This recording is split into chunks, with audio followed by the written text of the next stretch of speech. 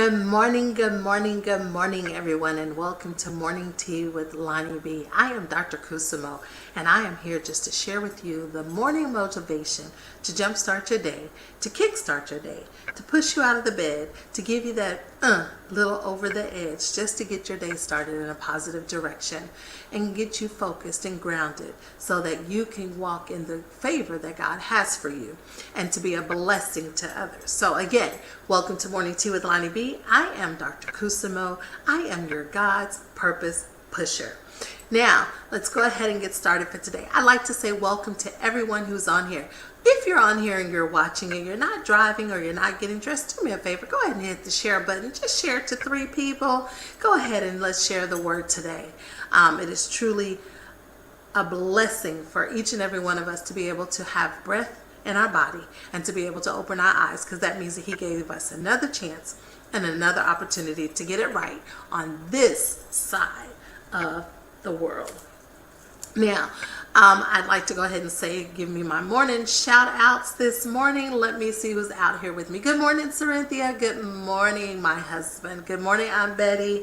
Good morning, Michelle. And to those who are watching on YouTube or you're watching in LinkedIn, I say to you, good morning. And guess what? You are beautiful, handsome, and gorgeous. You are smart, you're intelligent, and you are everything that God designed you to be for such a time as this. Now, let's go ahead and get started.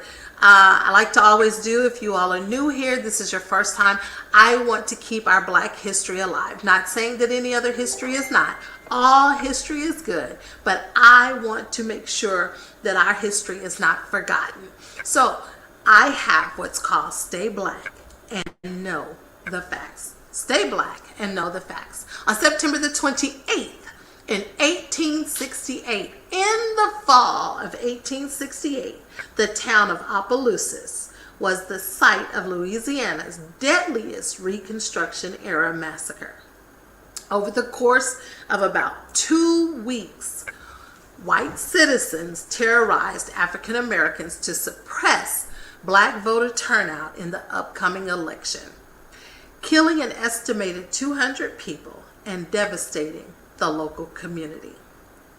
That is today's Stay Black and Know the Facts. I didn't know that. I'm not sure if you did, but I did not know that that happened in Opelousas, and I actually have family in Opelousas. But it lets you know that we've come a long way, but in some areas we're still in the same place. So that's why it's important that we know where we come from, what our ancestors did, what they fought through, and whatever nationality you are.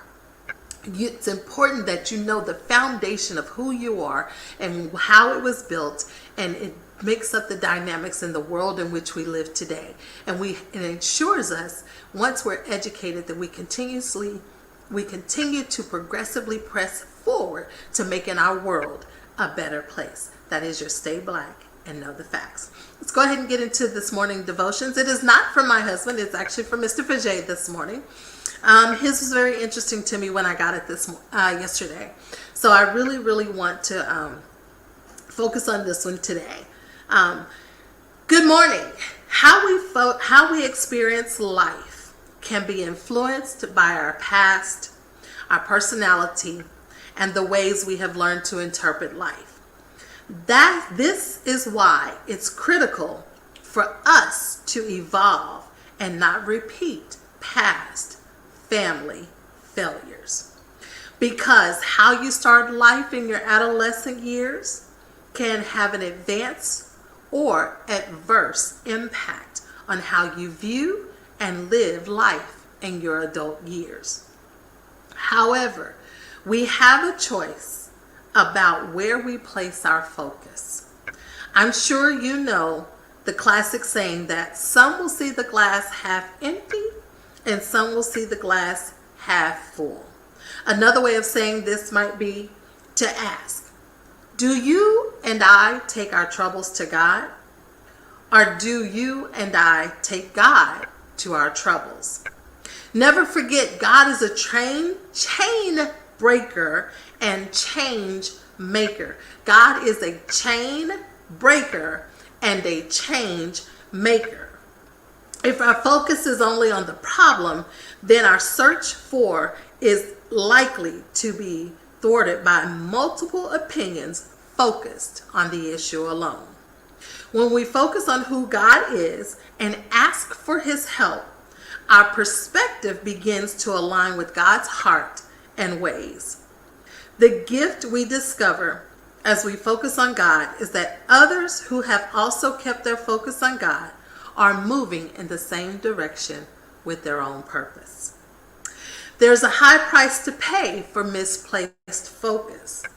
Our challenge is to develop the ability to look at what happened to us and choose how we respond to it going forward.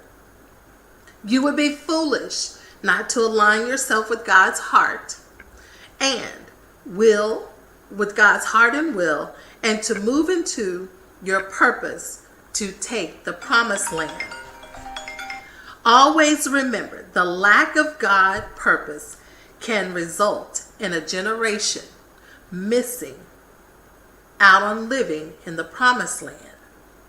I truly believe so many have been left behind because so few have looked ahead to build the foundation for the future family due to their socially economic struggles in the present and miss the promise because of their focus.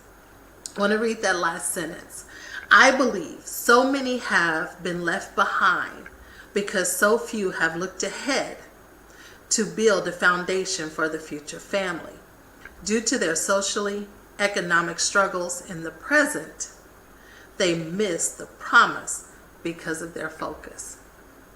That's a deep statement because that is truly the society that we're living in. That's truly the times that we're living in.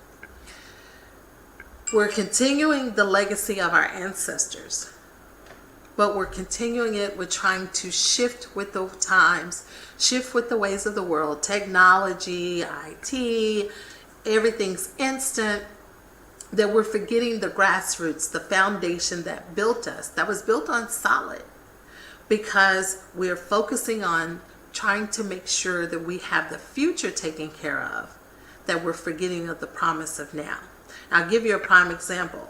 All of us go to work, and we go to work, and we get insurance. And when we get insurance, we get 401k. Back in the day, they had matching, right? They had a pension.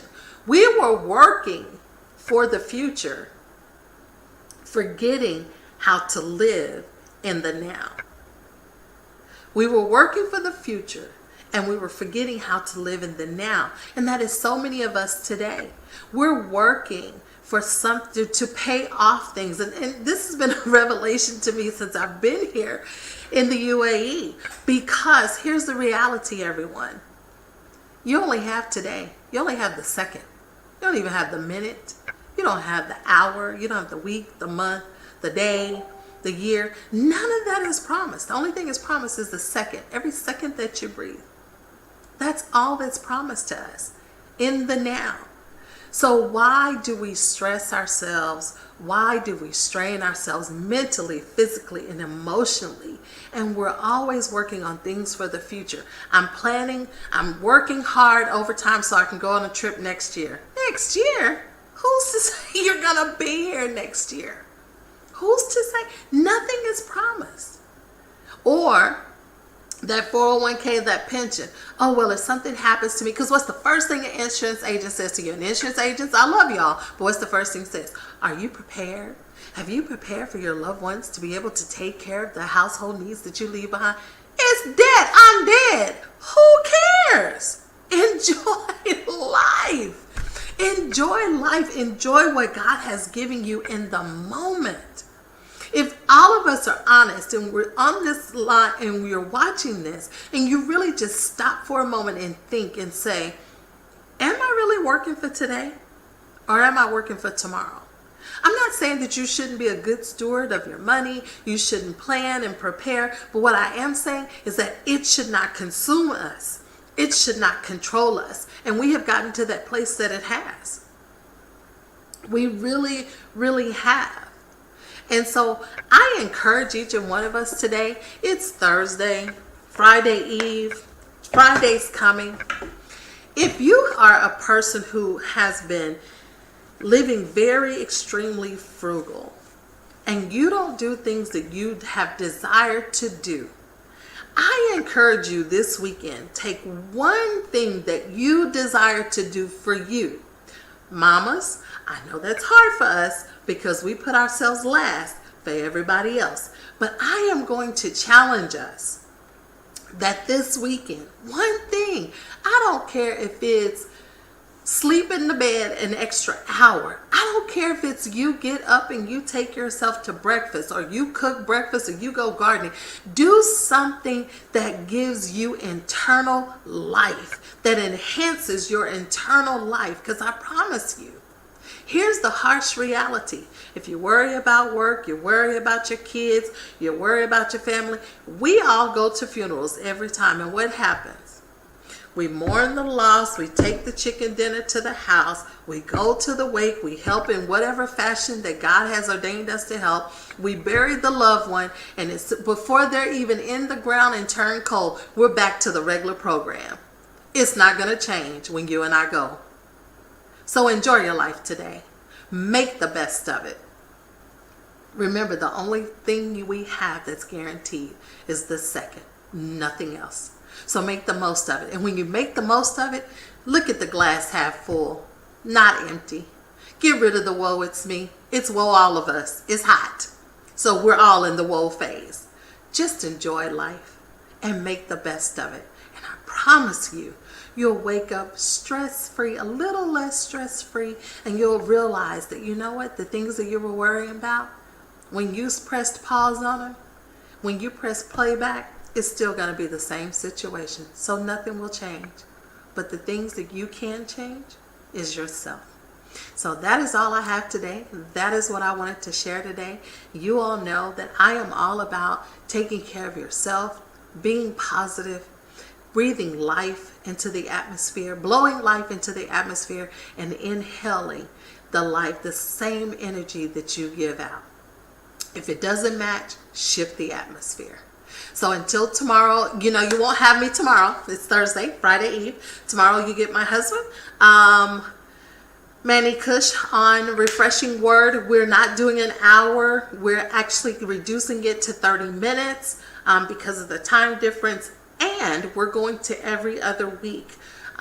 If you know the work standards here, my husband works a lot. He works 6 days a week and then he does the show. So we're reducing a lot of that, and he needs to actually replenish and rejuvenate his body. So that's a decision that we have made. So he'll be live tomorrow. 30 minutes is all you get, so don't tip in late. But we love you guys. We appreciate each and every one of you. And remember, the only thing that you can control are your own controllables. Until tomorrow, when you see my husband, smile. You owe it to yourself. No one does it better than you. Bye for now.